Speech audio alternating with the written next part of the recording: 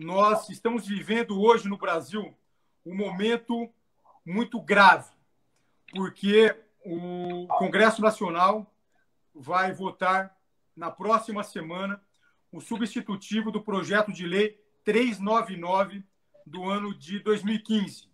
Esse substitutivo foi apresentado ao presidente da Câmara, Rodrigo Maia, que deve colocar em votação no plenário esse projeto de lei na próxima semana. Esse projeto de lei trata da possibilidade da liberação do plantio e da comercialização da cannabis, não só para fins medicinais, mas para outras finalidades.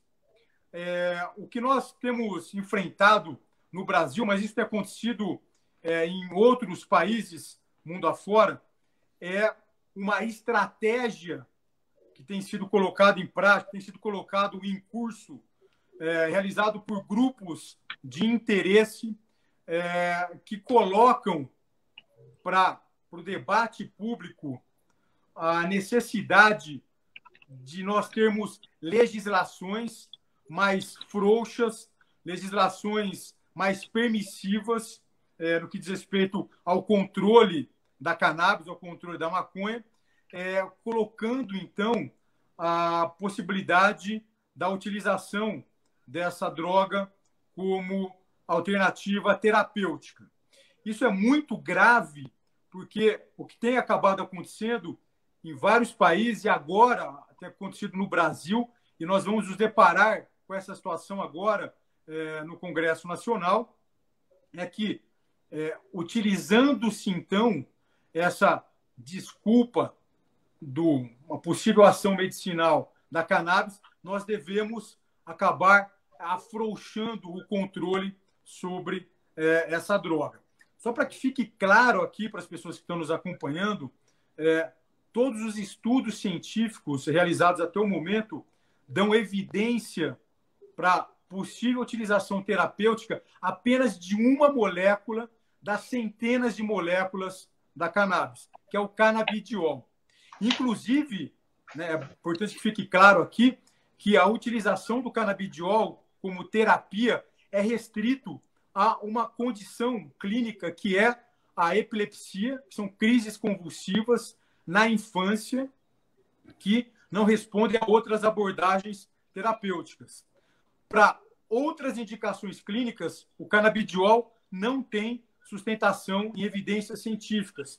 E outras moléculas da cannabis, como, por exemplo, o THC, não existe evidência científica sequer para o uso em crises convulsivas. Então, é esse o status da arte que nós temos no Brasil e no mundo sobre evidências científicas para o uso da cannabis como terapia. Então, é um uso muito restrito.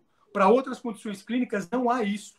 Inclusive, é importante que fique claro aqui para as pessoas que estão nos acompanhando que essa é a posição do Conselho Federal de Medicina, essa é a posição da Associação Brasileira de Psiquiatria, da Sociedade Brasileira de Pediatria, da Academia Nacional de Neurologia, ou seja, essa é a posição das entidades médicas brasileiras sobre o tema, que é a liberação do uso apenas no canabidiol, inclusive apenas para essas condições clínicas que eu acabei, dessa condição clínica que eu acabei de citar aqui. Para outras condições clínicas, não há evidências científicas.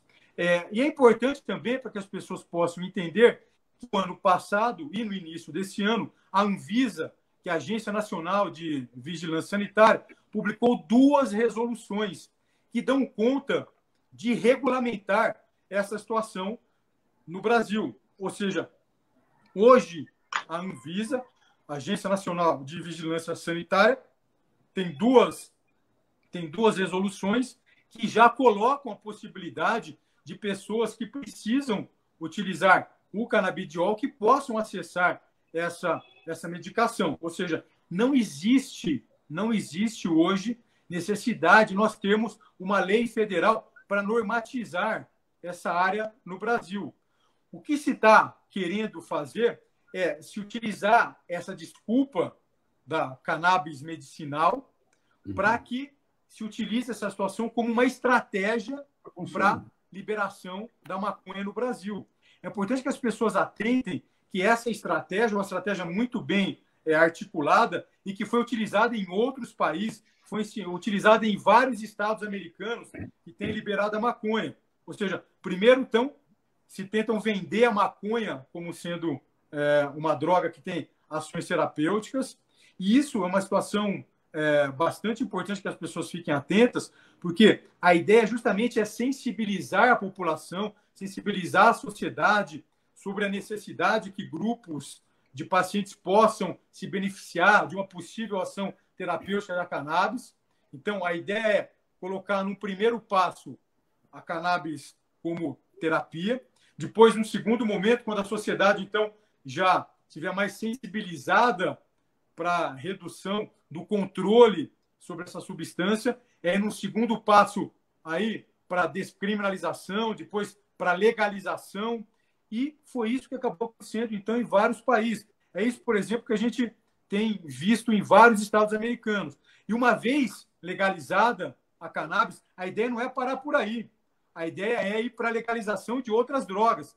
E a gente tem o exemplo aqui do nosso vizinho Uruguai, em que, na presidência do presidente Mujica, legalizou a maconha, inclusive para fins não medicinais, mas para fins do uso da maconha como droga entorpecente. E agora o Mujica acabou de dar uma declaração, que todos os senhores tiveram acesso a ela, que agora o Mujica está defendendo a legalização da cocaína no Uruguai. Por quê? Porque, na verdade, essa é uma pauta de vários movimentos políticos que são favoráveis à liberação das drogas. Então, eles têm utilizado essa estratégia do passo a passo. E o que está acabando acontecendo agora no Congresso Nacional, com a apreciação desse projeto de lei do 399, isso daí simplesmente é um grande cavalo de Troia. Ou seja, se coloca que o objetivo é a liberação da maconha para uso medicinal, diminuir o controle sobre essa substância, sob,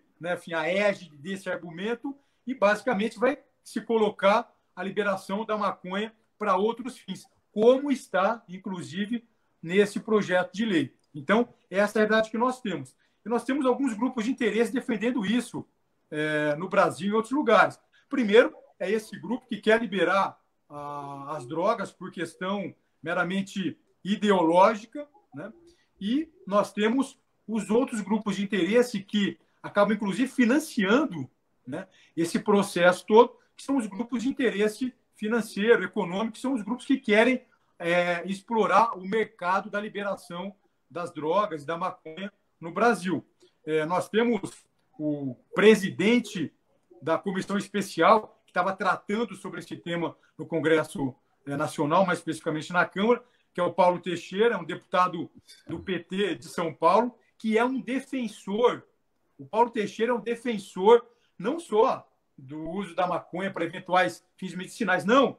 O Paulo Teixeira, esse deputado do PT de São Paulo, é defensor da liberação da maconha para fins de uso entorpecente. E quem tiver alguma dúvida, basta procurar aí qualquer pesquisa que foi feita no Google, vai ver as posições que o Paulo Teixeira tinha, inclusive quando ele era líder do governo Dilma no Congresso. Então, é importante que as pessoas entendam que esse movimento que está sendo feito agora para a liberação, para o uso medicinal, isso é uma estratégia. O Paulo Teixeira não está preocupado com a saúde das pessoas. O que ele quer é liberar a maconha. E não é agora, isso há mais de 10 anos no Congresso Nacional. Né? Ele simplesmente está aproveitando essa situação como uma brecha para poder liberar a maconha no Brasil. Essa é uma estratégia muito conhecida. E as pessoas precisam ficar atentas em relação a isso. Foi feita quarta-feira, foi feita uma live, né, que foi feito o lançamento, então, né, para que houvesse publicidade, né, desse substitutivo do projeto de lei 399, foi feita uma live do Paulo Teixeira, que é o presidente dessa comissão especial que está tratando do tema na Câmara dos Deputados. E é interessante porque estavam ali várias empresas que representam a indústria da maconha no Brasil. Então, a gente tem grupos ideológicos, como esse que o deputado Paulo Teixeira representa, e nós temos os grupos de interesse financeiro, que, inclusive, da sustentação econômica, esse movimento de liberação da maconha no Brasil, porque querem explorar o mercado da maconha que eles querem criar no país. E esse grupo, cá entre nós, não tem interesse nenhum na saúde do meu filho, na saúde do filho de vocês que estão acompanhando essa nossa reunião.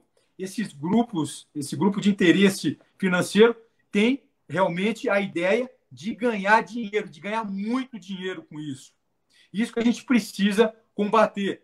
Não é possível que nós aceitemos, como sociedade, termos no Brasil a instalação do narconegócio. Hoje, no Brasil, nós já sofremos imensamente com a indústria do álcool. A maior empresa, a empresa mais rentável do Brasil hoje, não é a Petrobras, não é a Vale do Rio Doce. A empresa mais rentável do Brasil hoje é uma empresa de bebida alcoólica. Será que a gente quer que a segunda indústria mais forte, mais potente, mais poder no Brasil seja a indústria da maconha? Claro que não. Agora, infelizmente, é isso que estão tentando trazer para o Brasil. E é muito importante que nós, como sociedade, estejamos atentos para que nós possamos nos organizar e fazer frente a essa ação, fazer frente a esse conto do vigário, essa grande falácia que estão tentando colocar no Brasil. Só para que as pessoas que estão nos acompanhando possam ter uma ideia, nos Estados Unidos, nos estados americanos que liberaram a maconha para um possível uso medicinal, que afrouxaram, então, o controle sobre a maconha, tem tido um aumento no uso dessa substância de 4% a 6% de aumento ao ano. Por quê? Porque, na verdade, o que acaba acontecendo é que a sociedade acaba, então, diminuindo a sua percepção de risco da droga. Isso, na verdade, é uma estratégia que vem sendo utilizada, inclusive, no Brasil.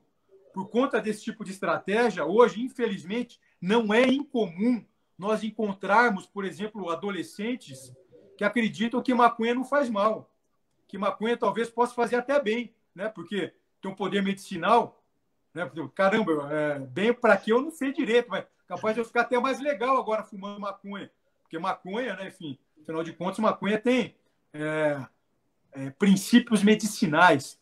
Isso, na verdade, é um grande engodo. Isso daí é para diminuir a percepção de risco da sociedade. Existe um órgão ligado à ONU, a Organização das Nações Unidas, chamada Junta Internacional de Fiscalização de Entorpecentes, que é a GIF. Esse órgão lançou um relatório em 2018 mostrando a sua preocupação com essa estratégia que tem sido utilizada em vários países, vários estados americanos, e que está sendo utilizada agora no Brasil. Essa ideia de tentar diminuir a percepção de risco da sociedade, com essa estratégia de tentar vender a ideia de que maconha tem propriedades medicinais e que precisa ser liberada, afinal de contas, um monte de gente vai se beneficiar da maconha. É mentira. Não existe evidência científica para isso. Inclusive, é importante que as pessoas que estão nos ouvindo saibam que o Brasil vai votar em dezembro na ONU contra as recomendações que a Organização Mundial da Saúde fez para reduzir o controle internacional sobre a cannabis, utilizando esse argumento completamente furado, inconsistente e sem base em evidências científicas desse grande poder medicinal que a maconha poderia ter. Então, o que nós temos que ter no Brasil hoje é atenção em relação a esse movimento. A maconha causa uma série de problemas para a nossa sociedade, causa problema para os seus usuários. A maconha é fator de risco por uma série de problemas de saúde, inclusive de saúde mental. Maconha causa problemas para as famílias dos seus usuários e para todo o conjunto social. Então, é para isso que nós precisamos estar atentos e nós precisamos colocar um enfrentamento muito forte contra essas iniciativas para a liberação das drogas do Brasil. Principalmente iniciativas como essa, que usam da mentira, que usam, na verdade, de um estratagema de enganar a sociedade para diminuir a percepção de risco das pessoas sobre a gravidade que é uma possível liberação da maconha, para que possa, então, a sociedade brasileira fazer frente de uma maneira organizada contra essas iniciativas. Nós não podemos Doutor aceitar, Quirino. nós não podemos aceitar que a sociedade brasileira continue sendo enganada.